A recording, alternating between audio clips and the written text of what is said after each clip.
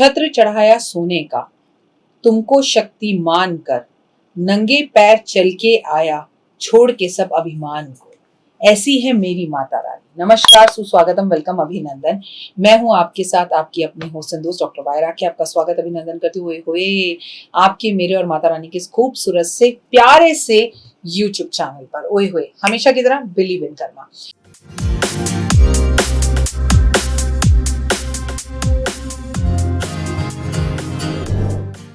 सबसे पहले हम अपने कर्मों की बात करेंगे। हम नवरात्रों की बात कर रहे हैं, हम कार्तिक के महीने की बात कर रहे हैं।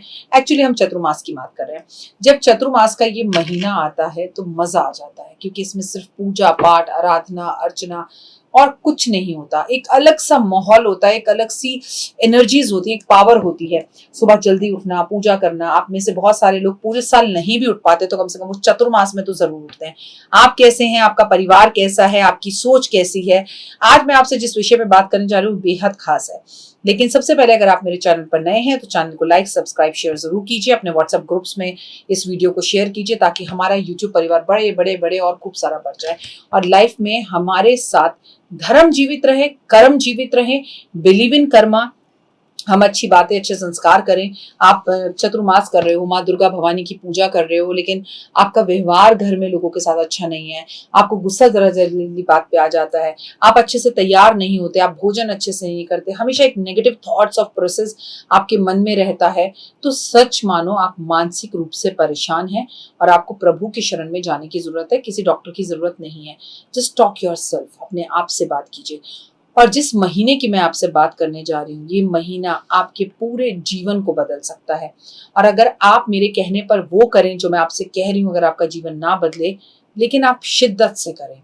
निंदा, गुस्सा, फ्रस्ट्रेशन, चिढ़, वो निकल गया, मैं रह गई, वो आगे बढ़ गया, मैं पीछे, ये सब नहीं कर कर अगर आप भरोसे और विश्वास के साथ करेंगे, तो लाखों लोगों ने पिछले साल मेरे साथ पहली बार कार्तिक नहाया था, स्नान किया था, और वो कहते हैं मैम हमारी सोच, हमारी जिंदगी, हमारी लाइफ टोटल चेंज हो गई है।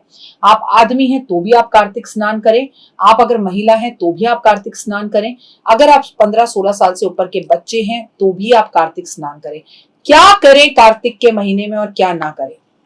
ये महीना बेहद खास और रंगों से भरा, दिवाली के दीपों से भरा, खुशियों से भरा, कार्तिक का महीना जब भगवान सोकर उठेंगे, कार्तिक का महीना जो विष्णु और लक्ष्मी को अत्यधिक प्रिय है, जो चतुर्मास का आखिरी महीना है, जो लाइफ में आपको सिर्फ देता है और पॉजिटिव एनर्जीज देता है। ये महीना चतुर्मास का आखिरी महीना है और विष्णु जी को समर्पित है। 3:30 से 4 बजे के बीच में आपको सुबह उठना ही होता है, इसमें कोई एक्सक्यूज नहीं है। संडे के दिन को छोड़कर आप जरूर उठें। संडे भी आप उठें तो उठें, लेकिन तुलसी की पूजा ना करें। तुलसी का पूजा का महत्व होता है, सुबह जल्दी उठने का महत्व होता है, और कार्तिक स्नान किया जाता है। आप कहेंगे ओ मेरी दादी करती थी, मेरी नानी करती थी, अच्छा मेरी माँ करती थी, मैंने उन्हें करते देखा है। क्या करते हैं एग्जैक्टली मुझे नहीं पता। तो 3:30 से 4 बजे के बीच में उठते हैं। गंगा स्नान का महत्व होता है। गंगा जी स्नान करने ना जा सकें तो अपने बाथरूम में गंगा जल की एक बोतल रख लें और रोज नहाने के पानी में गंगा जल डाल के स्नान करें। दीप दान का बहुत महत्व होता है। हर रोज सुबह आपको आकाश दीप जलाना होता है। क्या है आकाश दीप, ये वीडियो भी मैं आपके साथ शेयर कर चुकी हूँ, उसे जरूर देखिए।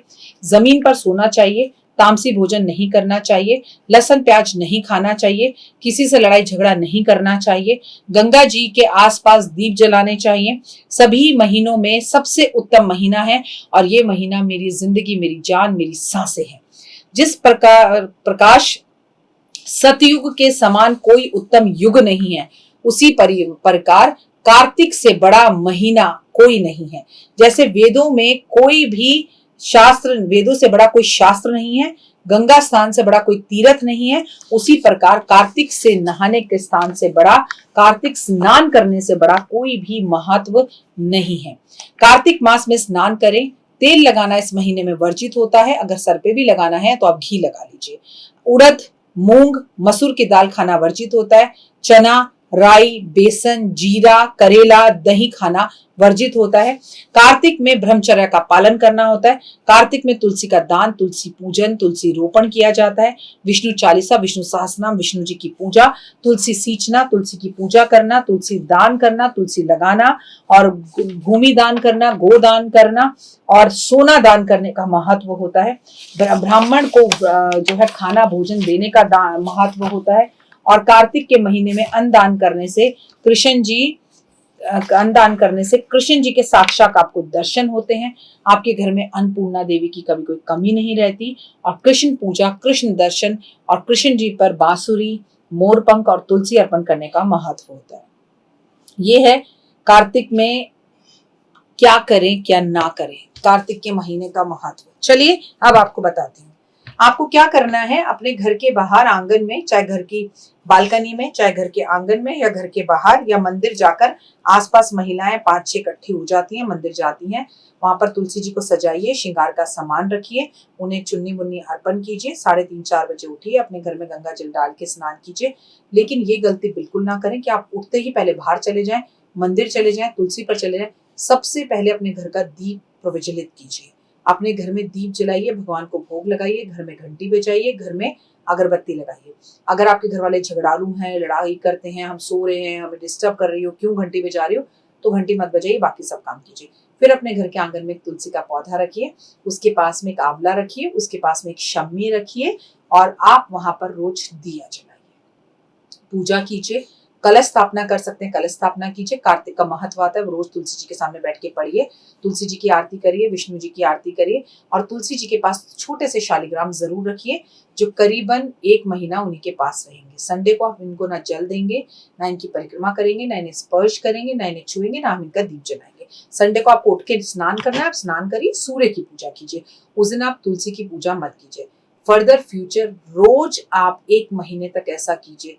बीमारी, हारी, शुगर, बीपी, कोई भी तकलीफ अगर आपको है, ओए होए वो टाटा बाय बाय हो जाएगी, छू हो जाएगी और आपकी लाइफ में चेंज आने लगेगा। इस पूरे महीने में मैं चप्पल छोड़ती हूँ, खाने की कोई चीज छोड़ती हूँ। पूरे महीने में 1 महीने का व्रत होता है, शाम को 1 टाइम भोजन किया जाता है।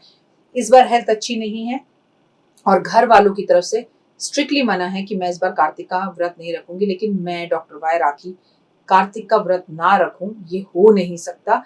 मेरा गला काट दो, मुझे जान से मार दो, मुझे इस दुनिया से उठा लो, वो ज्यादा बेहतर होगा। मेरे तो प्राण पखेरु हो जाएंगे, मैं पति देव के और देव के पैरों में गिर जाऊंगी, लेकिन मैं ये व्रत रखूंगी। लेकिन इतने बड़े बोल मैं इसलिए नहीं बोलती, शायद भवानी, शायद दुर्गा या माता रानी को मेरा ये व्रत रखना पसंद ही ना हो, क्योंकि ताही विधि राखे राम ताही विधि रहिए, सीताराम सीताराम सीताराम कहिए। अगर भगवान चाहता मैं ये व्रत ना रखूं तो कोई बात नहीं, व्रत अगर आप भी नहीं रख पाते तो कोई बात नहीं। खाने की बहुत सारी चीजें हैं, करने की बहुत सारी चीजें हैं जो छोड़ सकते हैं आप। तो जो भी होगा वो मैं आपको जरूर बताऊंगी, पर चप्पल तो मैं नहीं पहनती हूँ और मैं ये 23 साल से कर रही हूँ। मैं कार्तिक और सावन के महीने में चप्पल नहीं पहनती, मेरी कोशिश रहती है कि मैं जमीन पर सोऊं और कार्तिक में तो जमीन पे मैं पिछले 3 साल से सो रही हूँ और बड़ा आनंद आता है, कोई तकलीफ नहीं होती। लेकिन बिस्तर छोड़ने का मतलब ये होता है कि आप दिन में भी बिस्तर पे बैठ नहीं सकते। आपको बैठना है तो आप जमीन पे बैठो, सोफे पे बैठो, लेकिन आप बिस्तर त्याग दिया और फिर आप बिस्तर दान करते हो तब बिस्तर पे बैठते हो। तो कई बार लोगों के लिए बड़ा मुश्किल हो जाता है, लोग भूल जाते हैं और फिर बैठ जाते हैं। तो अगर ऐसा आपके साथ भी कुछ होता है तो घबराइए मत, भूल चूक माफ होती है, वहम दिल में मत लाइए। दीपदान का विशेष महत्व है, तुलसी पूजा का विशेष महत्व है। तो क्या आप मेरे साथ इस बार कार्तिक नहा रहे हैं? मुझे जरूर कमेंट्स करके बताइएगा। कमेंट्स में जय माता दी फिलहाल दीजिए इजाजत, नमस्कार।